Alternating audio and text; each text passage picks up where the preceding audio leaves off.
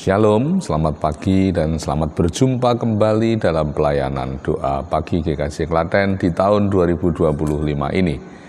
Setelah sejenak kita bersama menjalani masa Natal dan doa pagi layanannya ikut dalam masa Natal, kesibukan Natal menjalani masa cuti, maka pelayanan doa pagi juga dihentikan untuk sesaat, dan hari ini merupakan hari perdana kita memulai kembali. Salam jumpa Bapak Ibu yang sudah rawuh di gedung gereja, berapapun yang ada, merupakan berkah kemurahan Tuhan untuk kita bersama-sama dapat melaksanakan pelayanan ini. Oleh karena itu kiranya diberkatilah saudara semua yang dengan kesetiaan telah ikut bergabung kembali dalam pelayanan doa pagi.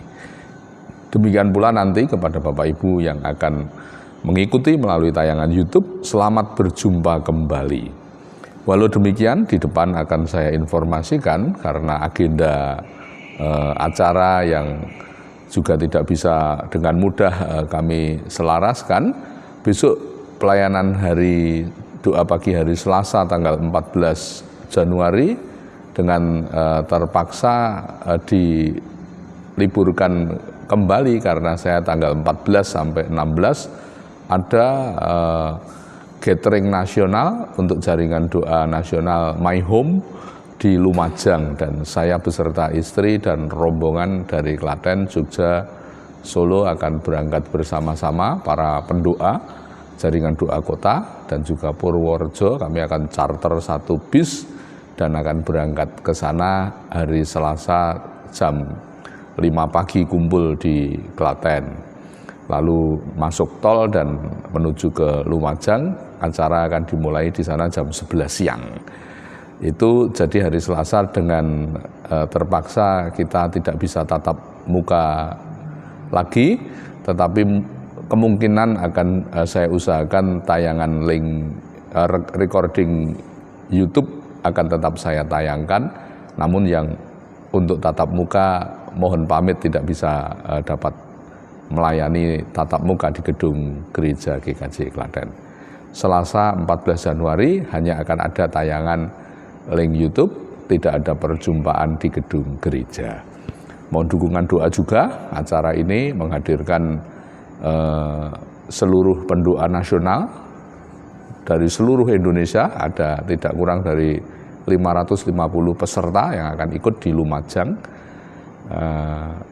Lalu menghadirkan tidak kurang dari 11 pendoa internasional dari berbagai negara, ya, yang itu terhimpun dalam gerakan setiap 4 tahun sekali kita mengadakan World Prayer Assembly atau perhimpunan pendoa-pendoa dunia. 4 tahun sekali berpindah-pindah. Dulu belum ada teknologi Zoom, nah sekarang sudah ada teknologi Zoom sehingga lebih praktis dan simpel, menunjuk satu kota menjadi penyelenggara dan ditayangkan dalam bentuk Zoom secara bersama-sama di seluruh penjuru, termasuk yang di Lumajang ini.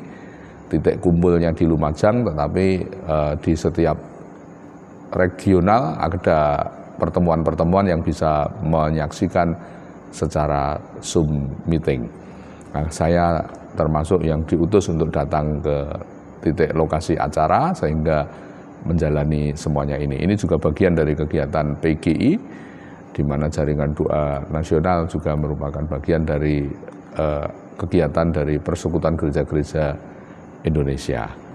Demikian Bapak Ibu pemberitahuan. Secara resmi kami juga sudah menyampaikan izin untuk mengikuti acara ini kepada Majelis GKJ Klaten, dan saya diizinkan untuk mengikuti dan berangkat pada acara tersebut. Baiklah, semua sudah siap, kita mulai bersama mengkhususkan pelayanan doa pagi hari ini, pertemuan perdana. Kita bersaat teduh terlebih dahulu, dan sesudah itu kita berdoa. Mari menyatukan hati dalam saat teduh.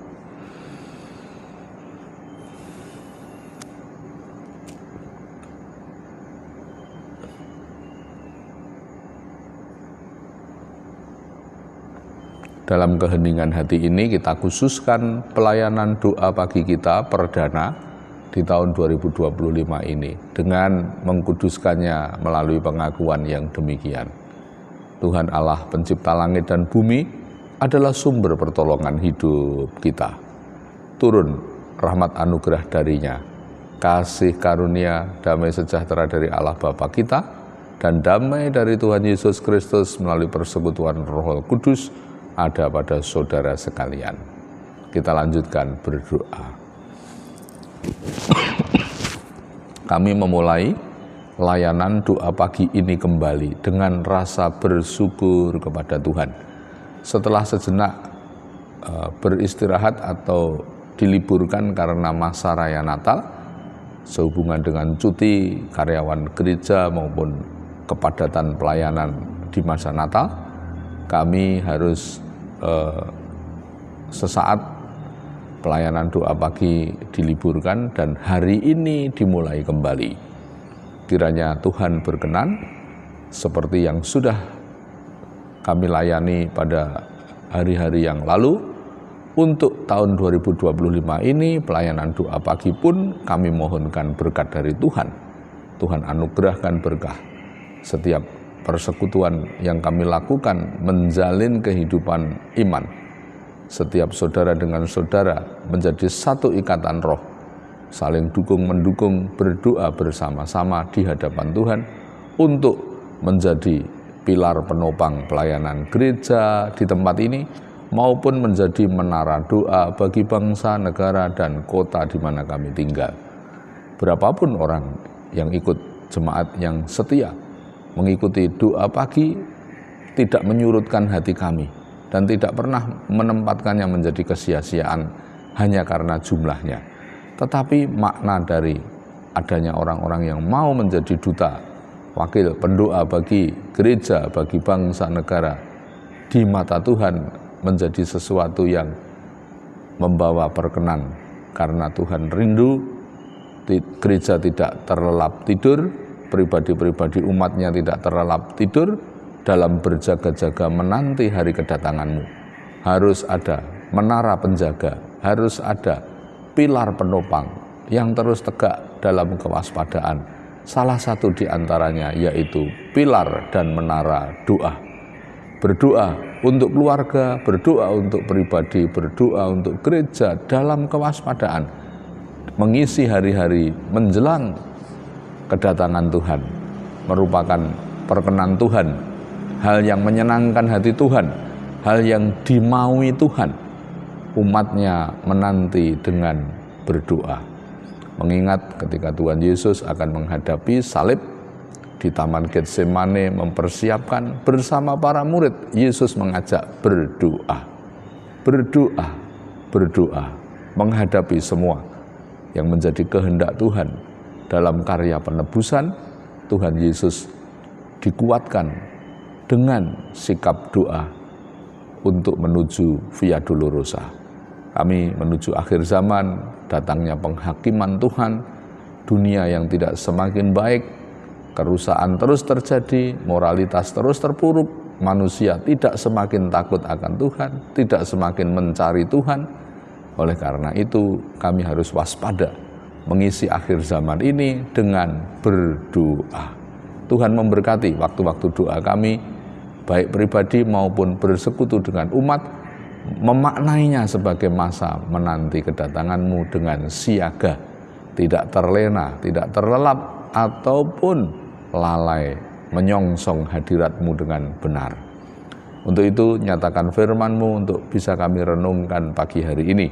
Roh Kudus bekerja menyertai dari awal sampai akhir pewartaannya. Hanya di dalam nama Tuhan kami Yesus Kristus, doa persiapan firman dan pembukaan kami naikkan kepadamu. Haleluya, amin. Mari kita mulai di bulan Januari ini, tema bulanannya, sudah waktunya berbenah, mulailah dari diri sendiri. Ini menjadi tema besar sepanjang tahun 25. Sudah waktunya berbenah, mulailah dari diri sendiri.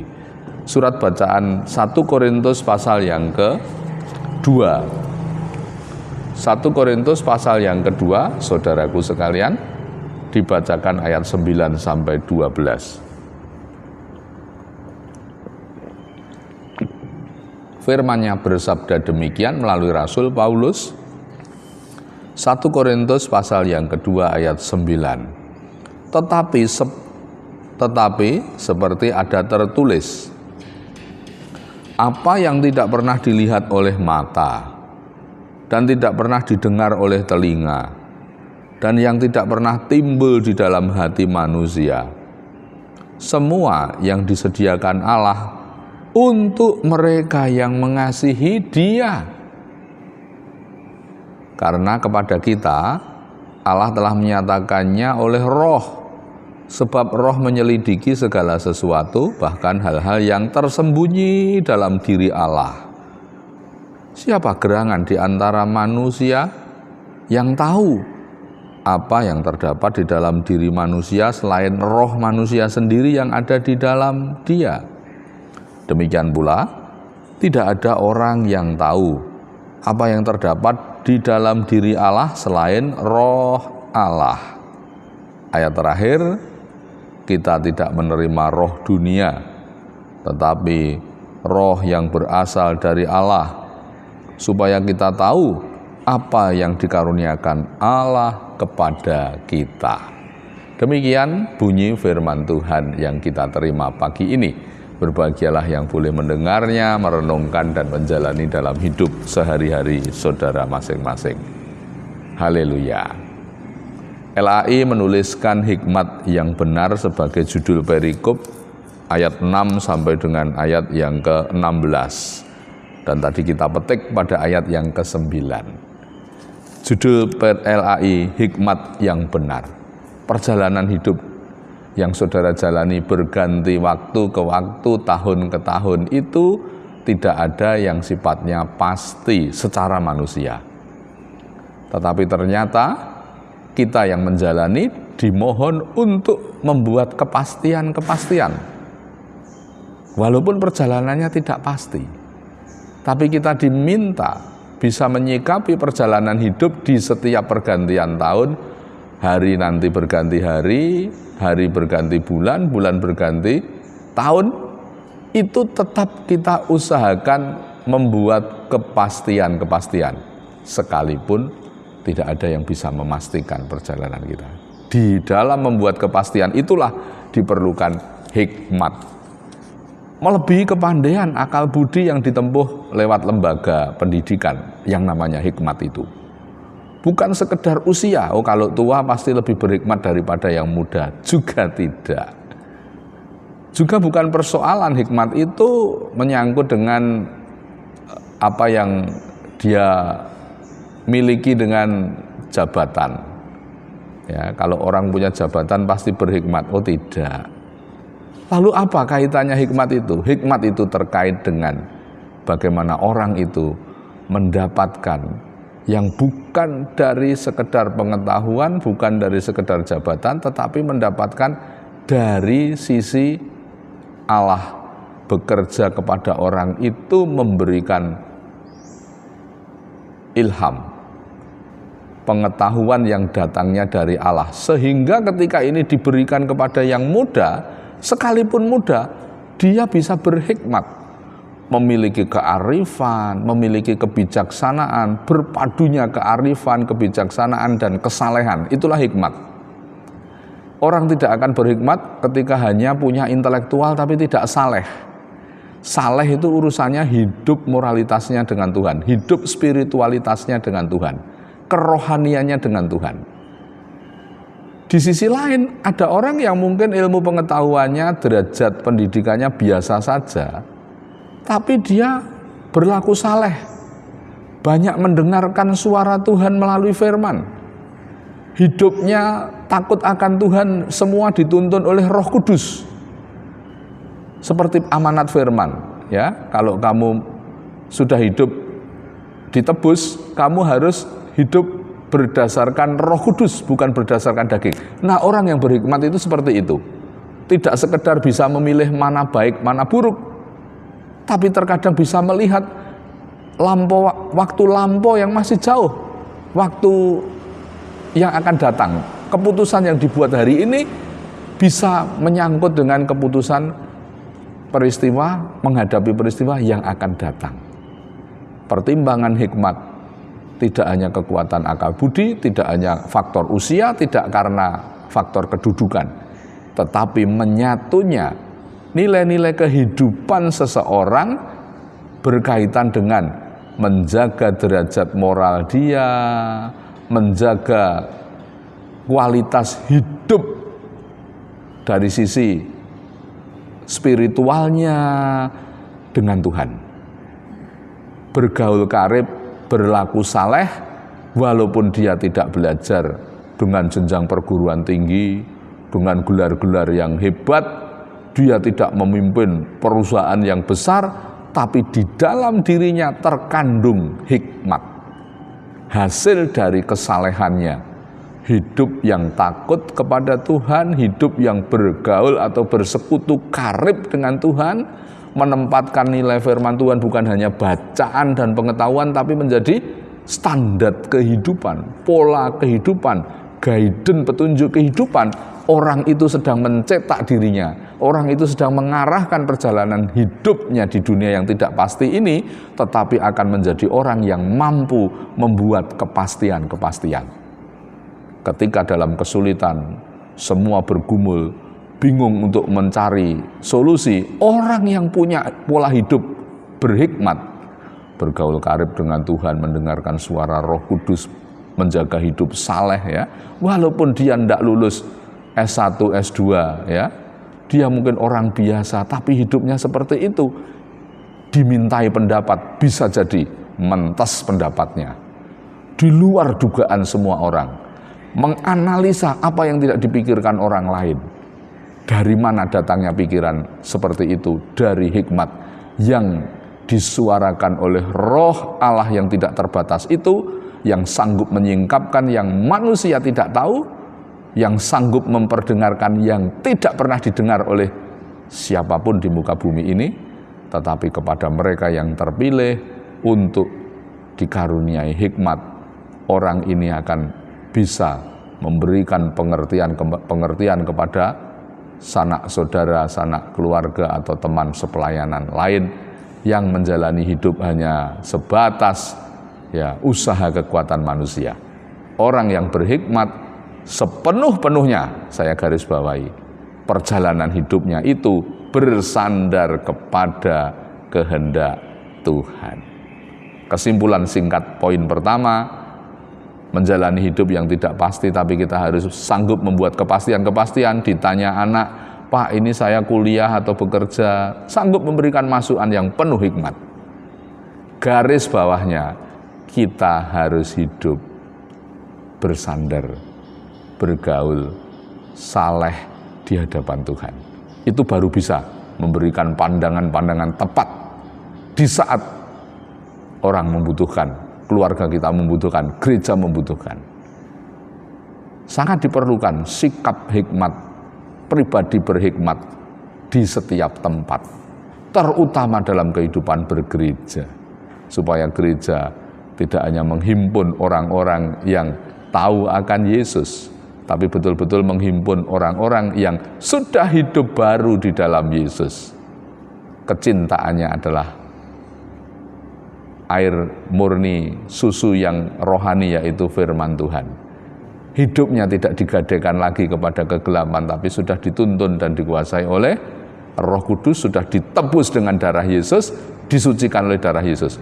Orang ini mulai mencari perjumpaan-perjumpaan dengan Tuhan menjadi keutamaan hidupnya.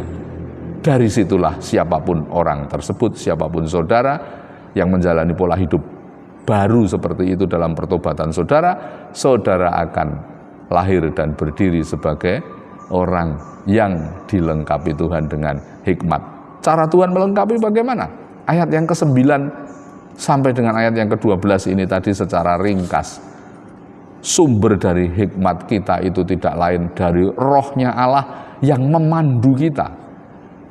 Saudaraku, Roh-Nya Allah itu sama dengan pribadinya Allah sendiri.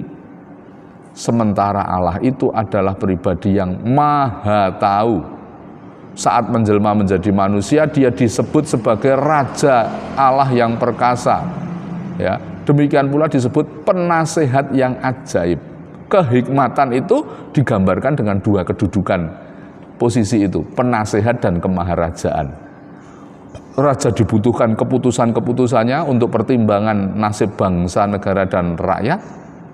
Penasehat ajaib dibutuhkan ketika ada kebuntuan-kebuntuan yang menyangkut keselamatan suatu bangsa. Nah, Allah kita itu dalam kekuasaannya tidak berbentuk fisik raga, Allah itu bentuknya roh. Maka roh Allah menyertai hidup saudara, itu berarti di dalam diri saudara ada kekuatan nasihat, ada kekuatan kemaharajaan, di mana keduanya itu membutuhkan yang namanya hikmat. Seorang raja tanpa hikmat hancur. Ya. Seorang penasehat tidak punya hikmat, tidak memberikan nasihat yang tepat. Allah kita saat menjelma, dirinya disebut sebagai Raja yang perkasa, penasehat yang ajaib, Bapa yang kekal. Ya, jadi roh sang penasehat yang ajaib, roh sang maharaja yang agung, dan roh Bapa yang kekal itu yang membimbing orang yang mau hidup saleh, takut akan Dia. Rohnya Allah itu melekat pada orang itu, maka dia bisa menjadi orang yang berhikmat. Sumber hikmat tidak lain yaitu bersumber dari kekuatan Allah sendiri. Ini luar biasa. Kalau orang Kristen mengerti ini sebagai milik atau standar kehidupan atau level kehidupan rohani itu sampai membawa dia kepada pribadi berhikmat, menyatu dengan rohnya Allah, udah nggak ada dalam pertumbuhan pelayanan para anak-anak Tuhan itu meleng dari situ, tidak mengejar itu. Yang lain sudah tidak terlampau penting. Mau jadi menduduki kedudukan tertinggi apa dalam pelayanan tidak penting. Mau dapat keuntungan apa dalam pelayanan yang sifatnya material ataupun puji-pujian dari jemaat menjadi tidak penting. Yang penting ketika aku melayani Tuhan itu aku menjadi pribadi yang semakin menyatu dengan rohnya, sehingga aku diangkat dari manusia yang kosong tidak berharga menjadi manusia yang penuh hikmat. Karena roh Allah, di mana ketika menjelma menjadi manusia disebut sebagai penasihat ajaib, Raja Agung, Bapa yang kekal, itu menyatu dalam hidupku. Itu capaian tertinggi yang kita kejar dalam pertumbuhan iman atau bertumbuh secara rohani, menjadi pribadi Kristen yang hadir berhikmat, yang dipenuhi dengan hikmat. Ketika saudara mencapai di titik itu, pasti saudara menjaga kekudusan. Ketika saudara berada di situ, pasti saudara memiliki jiwa setia, setia mengasihi Tuhan, setia bersekutu dengan Tuhan, setia dengan firman-Nya. Ketika saudara berada di level itu, pasti saudara terdorong untuk mempersembahkan hidup melayani. Nah, banyak orang Kristen melayani saja tidak. Bagaimana bisa sampai pada titik menjaga kekudusan? Bagaimana bisa sampai pada titik level tertinggi dari capaian rohani adalah menjadi pribadi Kristen yang serupa dengan Kristus. Salah satu di antaranya yaitu penuh dengan hikmat Tuhan.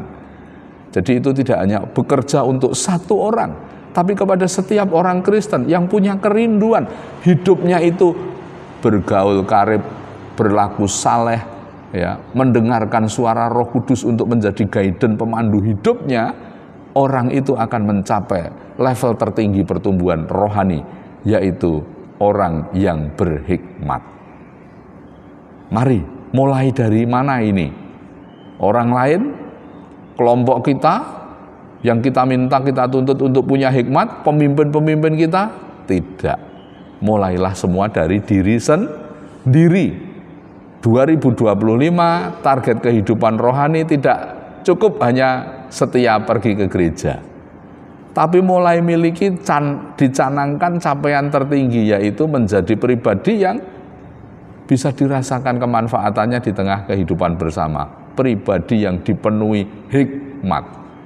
Ketika saudara betul mencapai posisi itu, saudara bisa menggunakannya di tempat bekerja. Saudara bisa menggunakannya di dalam saudara berbisnis, kehikmatan saudara itu. Saudara bisa menggunakan tidak hanya di lingkungan gereja, tapi kehikmatan saudara bisa saudara pakai di tengah keluarga. Ketika ada orang-orang yang sedang dalam kebimbangan, ketika ada keputusan yang harus dibuat dalam keadaan krisis atau kegentingan, di situ saudara bisa memerankan pelayanan saudara ketika saudara sudah pada level dipenuhi hikmat Tuhan. Tetap rendah hati ketika dipenuhi hikmat Tuhan, ya. Tetap menjaga tidak jumawa, juga tidak gila, hormat ketika pendapat yang penuh hikmat itu dipakai dan menuju kepada keberhasilan. Tidak boleh menjadi orang terhisap kultus individu kepada kita, mengagung-agungkan kita. Tapi semua itu dipakai untuk sarana membuat kehidupan kita itu garam dan terang. Arti dan maknanya itu bisa makjleb di hati setiap orang yang sedang bersekutu dengan kita. Ada sesuatu yang mereka rasakan. Nah, itu enggak cukup pelayanan-pelayanan yang biasa sudah terjadi, sudah ada. Harus disampaikan sampai pada titik yang mengerjakan pelayanan itu sampai pada titik dipenuhi hikmat Tuhan.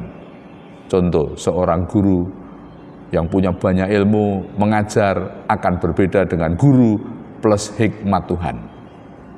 Setuju apa setuju Bapak Ibu?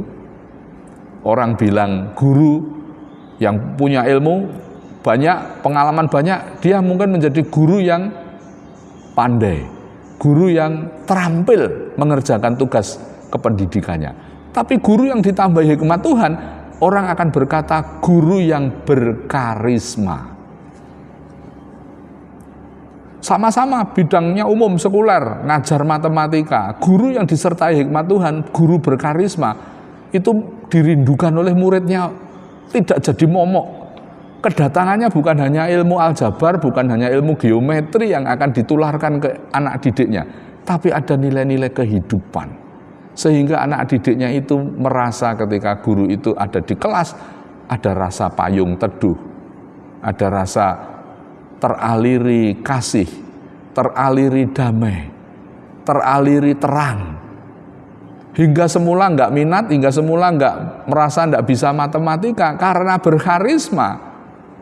Ya, satu kelas prestasinya menjadi terangkat dengan tanpa energi yang berlebih, mewajibkan ini, mewajibkan itu, memberi panisem atau hukuman ini dan itu supaya anak-anak interest atau tertarik atau tidak mengabaikan pelajaran itu.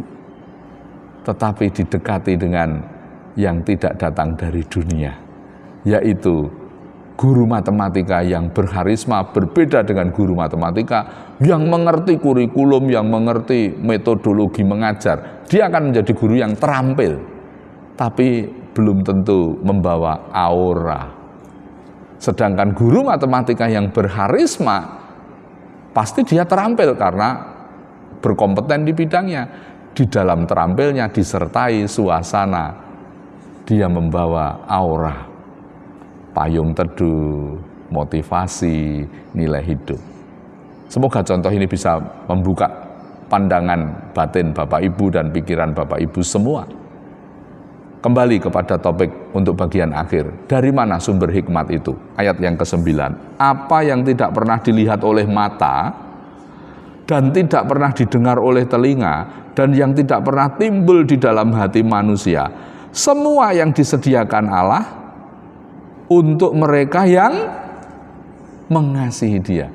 Jadi orang berhikmat itu sanggup diberi privilege, hak khusus oleh Tuhan dengan modal mengasihi Tuhan. Hidup kesalehannya kepada Tuhan itu menjadi modal utama menimba hikmat. Sehingga dia nanti akan diperlengkapi dengan hal-hal yang tidak pernah didengar oleh telinga manusia. Hal-hal yang tidak pernah dilihat oleh manusia, oleh sesamanya. Tetapi kalau dia hidup dalam takut akan Tuhan dan kasih akan Tuhan, saleh dengan disertai kasih dan hormat kepada Tuhan itu dalam kemurnian hatinya, dia mengejar kesalehan itu timba hikmat itu akan diberikan kepada orang itu. Dia akan menimba apa yang tidak didengar, apa yang tidak dilihat orang lain, ditumpahkan kepada orang itu. Sehingga seolah-olah kita selalu membawa good news di setiap momen, di setiap pergumulan kita bisa memberikan penjelasan, mencerahkan, mengguidance, memandu dan seterusnya. Karena kepada yang lain mata dan telinga mereka tidak geduk sampai ke situ, tetapi kepada yang takut akan Tuhan, saleh di hadapan Tuhan, kasih kepada Tuhan, yang tidak pernah didengar orang, yang tidak pernah dilihat orang, dibukakan kepada orang itu. Itu orang berhikmat. Bagian terakhir, memicu saudara untuk mengasihi Tuhan, supaya lumbung hikmatmu ditambahkan, timba hikmatmu diluap-luapkan dengan segala hal yang belum pernah didengar, belum pernah dilihat, tetapi dibutuhkan banyak orang, hanya dibukakan kepada mereka yang mau hidup di dalam kesalehan dan kasih kepada Tuhan. Berikutnya, bagian yang terakhir berikutnya, ayat yang ke-11 dan 12. Siapa gerangan di antara manusia yang tahu apa yang terdapat di dalam diri manusia selain roh manusia sendiri yang ada dalam dia? Demikian pula lah tidak ada orang yang tahu apa yang terdapat di dalam diri Allah selain roh Allah. Jadi ayat 11-12 ini mengatakan, ya, bagaimana kita akan mengetahui segala sesuatu. Mengetahui diri kita sendiri saja terbatas sekali. Tetapi ketika kita hidup di dalam hikmat, kita tidak hanya mengetahui diri kita sendiri, bahkan yang ada pada Allah itu diizinkan kita tahu apa yang ada pada Allah. Oleh roh Allah yang diam di dalam kita, kita diizinkan bukan hanya mengenali diri kita sendiri, tapi mengenali apa yang ada pada Allah. Ini hikmat yang langitan ini, ya. Derajat orang ini sudah diangkat sedemikian rupa. 2025 kita tidak bicara lagi masalah barang-barang makanan empuk loh, ya. Itu sudah kami canankan, ya. Menjadi gereja yang penuh damai sejahtera, menjaga persekutuan, penuh kasih. Tapi dari sisi iman, makanannya sudah 19 tahun ini saya mendampingi menjadi coach rohani di GKJ Klaten. Jadi jangan harap nanti dengar hal-hal yang remeh-temeh lagi. Maksudnya remeh-temeh itu hal-hal yang dasar-dasar banget lagi. Masih bertanya, boleh enggak Pak hari Minggu tidak pergi ke gereja karena saya mancing, karena saya jagong. Itu sudah enggak perlu jadi pembahasan yang rumit. Saudara sudah punya jawabannya secara teologis dan bisa mengambil posisi hidup saudara. Tidak perlu itu lagi. Kita sudah bicara dengan hal-hal yang lebih dari hal-hal dasar. Sudah makanannya orang yang 19 tahun bertumbuh. Bukan lagi havermut yang dikocor air panas dan ditempel ke lidah masuk sendiri ke lambung. Tapi harus ikut mencerna. Rohani yang saudara bangun, rohani hasil saudara mencerna. Tidak hanya sekedar yang saudara dengar terus dimasukkan, tapi digali, diperadukan dengan diri sendiri. Kembali, hikmat di dalam Tuhan itu menambahkan, satu tadi ayat 9, yang belum pernah didengar orang, yang belum pernah dibicarakan orang, kita sudah diberitahu. Yang kedua, kita tidak hanya mengenali diri kita sendiri, tapi diberi ruang mata batin kita untuk mengenali apa yang ada pada Allah kita. Wah, ini sudah level paling tinggi. Pribadi manusia tapi diizinkan melirik, mengintip, melihat pribadi Allah. Ya. Roh Allah yang diam di dalam kita menuntun kita melihat apa yang ada pada Allah. Ya. Di bagian akhir ayat 16, sebab siapakah yang mengetahui pikiran Tuhan? Tapi bagi orang yang dekat, orang yang karib, orang yang mau menyembah Dia dengan kasih, orang yang bergaul dengan saleh, roh Allah mengizinkan dia melihat apa yang menjadi pikirannya Allah. Wah, ini saya pikir mengagumkan dan kita rindu terdorong untuk sampai pada level itu dalam bertumbuh secara iman Kristen. Tidak hanya iman Kristen yang biasa-biasa saja, tapi sampai iman yang mencapai derajat tertinggi dari perjalanan iman kita di muka bumi ini. Loh, apakah iman itu bertingkat-tingkat? Iya. Ada orang yang tidak bisa memberi perpuluhan. Ada orang yang begitu mudah memberi perpuluhan. Ada orang yang begitu murah hati, tidak hanya perpuluhan, yang lainnya bisa. Itu derajat iman, saudara. Itu pertumbuhan iman. Ada orang yang pergi ke gereja saja harus, wah, sing dorong ngungguli, dorong mobil mogok energi yang dipakai. Itu derajat iman. Tapi ada orang yang didiemin saja, tidak ada apa-apa. Ke gerejanya itu sudah enggak lagi urusan pekewuh, takut dengan siapa-siapa. Ya rindu, bangun sendiri, mandi tepat waktu, datang tidak terlambat, pulang tidak ada gerutu, hatinya diubahkan ketika datang ke gereja, tidak ada kacamata negatif apapun dengan ibadah yang diikuti, mau di tempat ini, mau di tempat lain ketika bertugas. Itu sudah menjadi panggilan yang menyatu, derajat iman. Ada yang diminta baca kitab suci saja, waduh sudah sampai menjelang kitab sucinya dibawa ke dalam peti kubur, belum rampung. Maka dia pesan-pesan sama anak-anak dan cucunya, kalau aku besok mati jangan lupa bawain kitab suci. Karena waktu di dunia belum rampung, pengen dilanjutin di sana. Yang sudah selesai khatam kitab suci, besok kalau pas tidak ada posenya tidak harus bawa kitab suci ya, tapi mungkin bawa yang lainnya. Atau tidak usah bawa apa-apa, lahir telanjang, kembali telanjang, kata firman Tuhan ya, dan seterusnya. Karena apa? Kitab sucinya sudah dibaca di dunia. Yang masih bawa kitab suci saat kematian, mungkin indikasi itu ya, bahasa simbol, karena waktu di dunia tidak sempat baca, nanti di sana banyak waktu dia akan ulangi di sana baca. Ya. Untuk membaca kitab suci saja, wah, berdarah-darah, wah, disuruh-suruh, wah, tidak selesai-selesai. Ya, itu derajat iman. Nah, kita bicara sampai kepada hasil dari saudara tekun berdoa, saudara tekun beribadah, saudara tekun membaca kitab suci itu, hasilnya saya sampaikan setinggi ini. Memang tidak berupa harta benda, tidak berupa emas perak, tidak berupa kedudukan jadi siapa levelnya, tidak, tapi jadi orang berhikmat. Di mana keistimewaannya? Ayat 9, ayat 11 dan ayat 12. Ayat yang ke-12, kita tidak menerima roh dunia, tetapi roh yang berasal dari Allah, supaya kita tahu apa yang dikaruniakan Allah kepada kita. Yang ketiga, ayat 12, orang berhikmat itu ngerti potensi dirinya. Di mana potensi itu melebihi bakat, potensi itu melebihi keahlian karena latihan. Karena yang potensinya itu datangnya dari pekerjaan Roh Kudus, namanya karunia. Jadi kalau orang Kristen ditanya puluhan tahun jadi Kristen, karuniamu apa, blekak-blekuk rak mudeng, itu saudara tidak bertumbuh loh itu iman saudara, mulai atos ya bicaranya. Karena wis 19 tahun di coach. Jadi orang Kristen tidak ngerti karunia. Ada banyak karunia yang itu bisa ada pada saudara dan saudara pakai untuk menopang pelayanan. Kalau semua tubuh Kristus, anggota gereja itu berkumpul dalam pelayanan itu menggunakan karunia dan menerima tugas sesuai karunianya, gereja ini seperti tubuh yang lengkap menunaikan perannya. Yang tangan berperan sebagai tangan, yang kaki berperan sebagai kaki, yang mata berperan sebagai mata. Yang sering membuat kacau di dalam satu gereja, semua berperan sebagai mata atau sebagai mulut semua.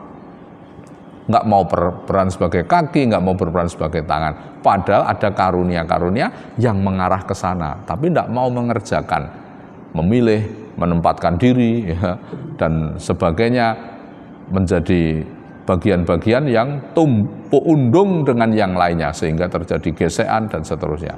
Tidak, kita punya banyak karunia yang saling melengkapi. Itu hanya akan diketahui oleh orang yang hidup karib, mengasihi Tuhan, berlaku saleh dalam hidupnya. Hikmatnya akan menolong dia membaca karunia yang ada di dalam hidupnya untuk bisa dikembangkan dan dipakai dalam karya pelayanan. 3 karya hikmat. Ya. 1, ayat yang ke-9, apa yang tidak didengar orang lain, apa yang tidak pernah dipikir, yang tidak pernah diperoleh pengetahuan, yang tidak pernah didapat orang lain, dicurahkan kepada orang yang mau hidup berpola hikmat. Yang kedua, mengetahui keberadaan Allah. Dibukakan rahasia-rahasia sampai kepada apa yang ada dalam pikiran Allah. Itu diberikan karena roh Allah mendiami kita. Dia penasehat, dia raja, dia bapa. Dan yang terakhir, karunia. Membukakan kepada kita karunia-karunia. Itu diperlukan hikmat di dalam diri kita. Mari mulai dari diri sendiri. Pertumbuhan rohani yang tertinggi menjadi capaian kita gapai, kita usahakan dengan modal utama hidup dalam kasih, kesalehan, ketaatan kepada Tuhan, hingga saudara akan mengalami kedewasaan penuh dalam pertumbuhan rohani menuju ke akhir zaman nanti. Tuhan memberkati kita semua. Amin. Mari Bapak Ibu kita masuk ke dalam saat teduh, dan ada beberapa pokok doa yang sudah disampaikan kepada saya melalui WA. Yang pertama, Ibu Endang Woro mohon didoakan, ibunya Bu Warjo sakit flu, batuk, pilek. Ibu Endang permohonannya untuk Ibu Warjo sakit di rumah. Lalu Ibu Rita Harto juga untuk kesehatan sekeluarga. Lalu untuk Ibu Menik Blok 1, suaminya Bapak Yudi operasi dan pemulihan, masih dirawat di Rumah Sakit Suradji Tirtonegoro. Operasi, ada gangguan tumor di otak sehingga mengganggu penglihatan dan harus ditindak dengan operasi. Yang sudah masuk kepada saya ini, adakah lagi yang tadi setelah saya sampai di sini mungkin belum sempat WA, ada titipan doa nopo? Pak Eko, Bu Eko? Oh, Perjamuan Kudus. Tadi ada WA tapi saya tidak terlalu perhatian. Bu Eko ada titipan doa? Belum ya? Bu Slamet, Ibu Sumiati, wonten malih? Oh iya, istrinya Pak Untoro. Wonten malih? Sampun? Cekap? Mari Bapak Ibu kita menyatukan hati untuk bersatu di dalam doa bersama-sama. Kami mengucap syukur Tuhan atas berita firman-Mu, mengingatkan kami hidup bukan sekedar menjadi bagian yang biasa. Dalam hal rohani, dalam hal iman Kristen pun kami harus sampai pada pertumbuhan tertinggi, yaitu orang Kristen yang berhikmat. Apa profesi kami, hikmat itu diperlukan di situ. Apa pelayanan kami, hikmat itu menopang. Apa yang kami lakukan di dunia ini, disertai hikmat Tuhan akan membuat kami berkenan di hadapan Tuhan dan sesama. Mulai dari diri kami sendiri, mengusahakan menuju pintu gerbang hikmat, yaitu hidup mengasihi Tuhan, bergaul saleh dengan Tuhan, hingga membuat diri kami dibukakan yang tidak pernah dilihat orang, diperdengarkan yang tidak didengar orang lain. Bahkan keberadaan Allah yang maha tinggi pun diizinkan untuk kami mengenal, sampai kepada kami diperlengkapi dengan karunia-karunia yang bisa membuat kami berdaya dalam bekerja, dalam melayani.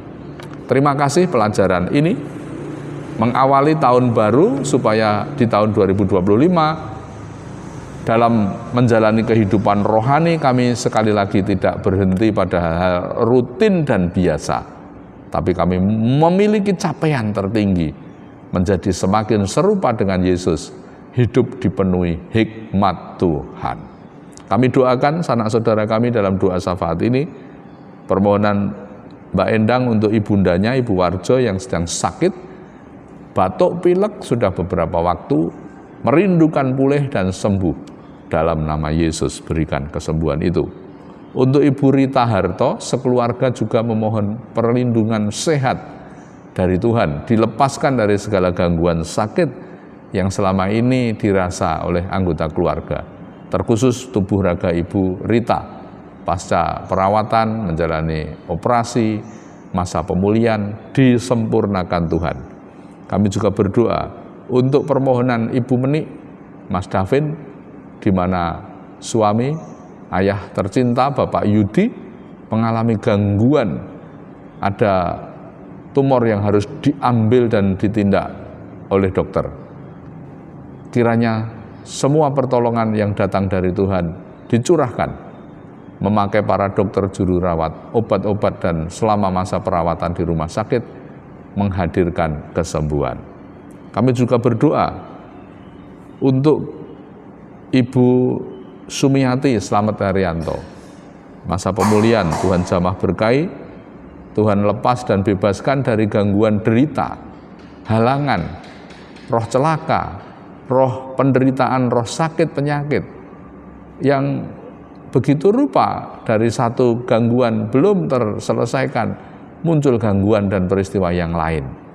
Untuk itu kuasa Yesus kami memohon, tolonglah Ibu Sumiati dibebaskan, dilepaskan dari godaan sakit ini, di dalam dan demi nama Tuhan Yesus.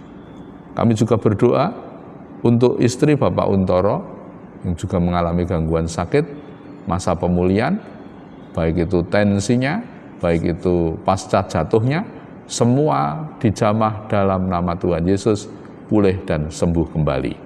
Kami berdoa untuk persiapan perjamuan kudus di bulan Januari ini, tanggal 19 dan 26, melalui pendadaran yang dilaksanakan di blok-blok, karuniakan berkah, karuniakan pertolongan, semua terpanggil untuk ikut dalam mempersiapkan diri menuju ke hari perjamuan. Tak lupa hambamu berdoa, hari Selasa akan menjadi utusan Jaringan Doa Nasional dari Klaten, bagian dari PGI di mana hambamu melayani, mengikuti Gathering Nasional My Home, program doa kesejahteraan bagi bangsa, bagi negara, berhimpun seluruh utusan pendoa-pendoa kota di seluruh Indonesia dan menghadirkan pendoa-pendoa internasional dari Amerika, dari Australia, dari Korea, semua ada perwakilan para misionaris pendoa yang bekerja untuk membentengi, menjaga bangsa-bangsa dan suku-suku bangsa yang belum mengenal Kristus supaya mereka diselamatkan. Akan hadir menjadi narasumber, sumber sharing, sumber kesaksian untuk meneguhkan kembali bara api doa di Indonesia ini. Kami doakan perjalanan kami berserta rombongan menuju ke Lumajang hari Selasa tanggal 14 sampai dengan tanggal 16 dan kembali ke kota kami masing-masing dengan selamat. Tuhan lindungi kesehatan, Tuhan lindungi perjalanan armada, lalu lintas, jalan-jalan yang akan kami tempuh saat berangkat maupun saat kembali, ditanggung selamat di dalam nama Tuhan, dan seluruh acara yang berjalan di Lumajang, tangan Tuhan dan para malaikatnya mengawal kami, sehingga tidak ada ekses apapun, semua membawa suasana berkah, semua diberkati, semua dijauhkan, semua jauhkan dari halangan, godaan, semua dilindungi dalam ketentraman, kedamaian, diberkati. Terima kasih Tuhan untuk kesempatan menerima pengalaman-pengalaman baru dalam kancah pelayanan yang lebih luas dari gereja ataupun dari denominasi, hingga kami mendapatkan hal-hal yang berharga melalui pelayanan tersebut. Tuhan bukakan hati kami murni, tetap rendah hati, dan membuka diri untuk menerima pengajaran-pengajaran ataupun informasi-informasi yang berharga untuk menopang dan menambah motivasi pelayanan kami. Diberkati yang kami tinggalkan, baik itu anak, rumah pastori maupun jemaat, sesaat hari kami akan pergi ke Jawa Timur, semua diberkahi dalam keadaan tentram, jauh dari kendala-kendala ataupun hal-hal yang tidak diharapkan. Semua dilindungi dan dijaga oleh kasih karunia Tuhan. Cuaca buruk yang beberapa hari ini melanda kota kami doakan tidak menjadi sumber malapetaka untuk orang-orang yang kami kasihi, jemaat Tuhan sekalian, keluarga-keluarga kami dimanapun dan bagaimanapun keadaan cuacanya, Engkau jaga lindungi rumah tempat kami berhuni ataupun saat kami dalam perjalanan. Kami terus bersama Tuhan menerima keselamatan. Demikian dalam kami berseru dan berdoa syafaat pagi hari ini. Tuhan menghantar semua permohonan ini sampai kepada Bapa di surga untuk didengar, diperhatikan, dan dikabulkan. Karena semua kami mohon di dalam nama Tuhan Yesus Kristus, dan kini turunkanlah berkah Tuhan. Berkat berupa hikmat yang hadir hasil dari hidup saleh terjadi dalam hidup saudara, yang setia bersekutu, berdoa, dengar-dengar akan firman, berlaku ibadah dan bakti kepada Tuhan, menerima hikmat yang dari Tuhan. Dalam kasih karunia Bapa, damai sejahtera Yesus, dan kuasa Roh Al-Kudus memberkati saudara sekalian. Haleluya. Amin. Demikian seluruh rangkaian pelayanan doa pagi hari pertama di tahun ini. Selamat menunaikan aktivitas di akhir pekan dengan orang-orang yang Anda kasihi, dan besok bisa beribadah dengan sukacita. Disertai dengan berkat Tuhan, ibadah memberi kekuatan dan pembaruan. Sampai berjumpa dalam pelayanan doa pagi yang akan datang. Tuhan Yesus memberkahi kita semua. Terima kasih.